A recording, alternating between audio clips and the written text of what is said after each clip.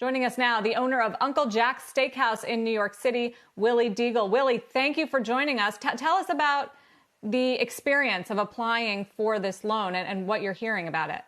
Hi, Sarah. Hi, David. Hi, Carl. The experience wasn't too hard. I mean, we're on the website. We work with Bank of America. In the initial first day, they said you had to have some outstanding loans, but then the next day that was solved. We filled out all the paperwork. We did the SBA. We did all the loans on one type of format. So it took a few hours for each corporation in every store we have open. So it wasn't too bad. We had some questions back, some more paperwork, some taxes and payroll information. So we filed for basically everything at one time. And what have you heard as far as when those funds would be released? I mean, it sounds like today they're out of money. We get emails. Yes, we're out of money. I shut down. I had 250 employees. I closed up the shops in about a day and a half, as tight as possible, because when you're dealing with steak and high-end meat items, you know, to take out the delivery, you're just going to burn your cash. So you had to regroup. You had to really shut down. We set up everybody on unemployment right away. The corporate infrastructure was there. We made sure we're having conference calls with all the locations. We have a location in Georgia. It's a little different than New York. But the SBA gave back to us. They say we should start get funding. I applied for $1.6 million in payroll funding. Then I also applied for the SBA loans. That's up to them to see how much money they'll give you over a long time period. When did you apply? We applied 2 weeks ago. And have you heard anything about whether the funds are coming?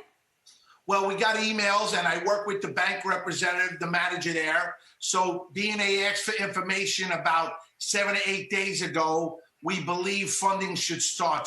I talk to him daily. He says we'll get an email and we'll be, updated. That's the most I know.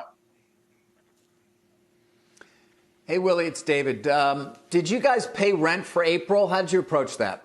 No. I mean, I own my building in Bayside, so I'm the mortgagee, I'm the landlord. But my other locations, I didn't pay any rent yet. I notified all the landlords of the situation. We're all in this together. Everybody understands. This is affecting the entire world, the entire country.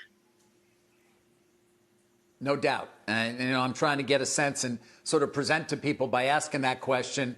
It's not just about you. It's about, who you rent from. It's also about your suppliers. I'm curious about that as well. What's happening to those people, to those businesses that were providing you with all of your, with all your meat? Yeah, so in the business, you ask for 30 to 60-day terms. So as you're doing business, you're always paying for what you use 30 to 60 days prior. So when you shut down, they shut down.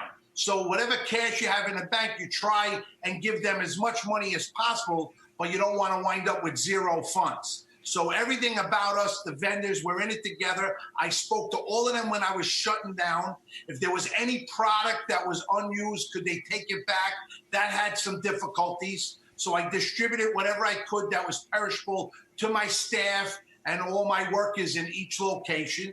Then everything else we shut down and we held accountable. So your 250, I think, employees you said are out of work.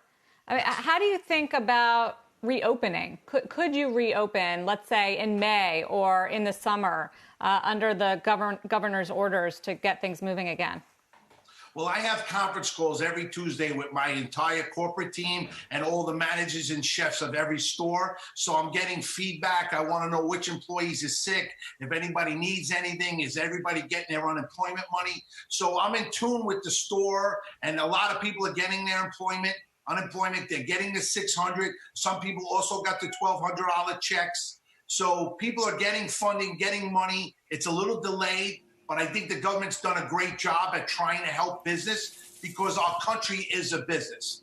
If we have to reopen, I believe we'll run at 25% staff at a base minimum. In the restaurant business, without 25% people, you cannot function. You have your kitchen staff, you have your hosts, your bartenders, your waiters, your management. You got to regroup, you got to get inventory, you got to get supplies again.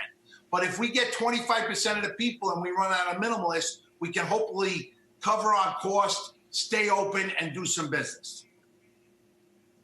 Do you imagine a world where you have to separate more distance in between tables, where obviously you said fewer employees, but under the social distancing rules, until we get a vaccine, what is eating at restaurants going to look like in New York?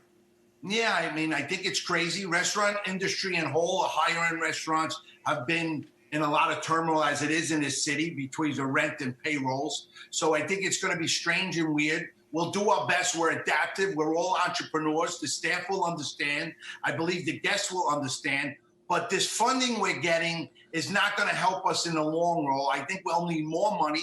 We'll need more government funding, because we don't know how many people will actually come out to dine inside of a restaurant.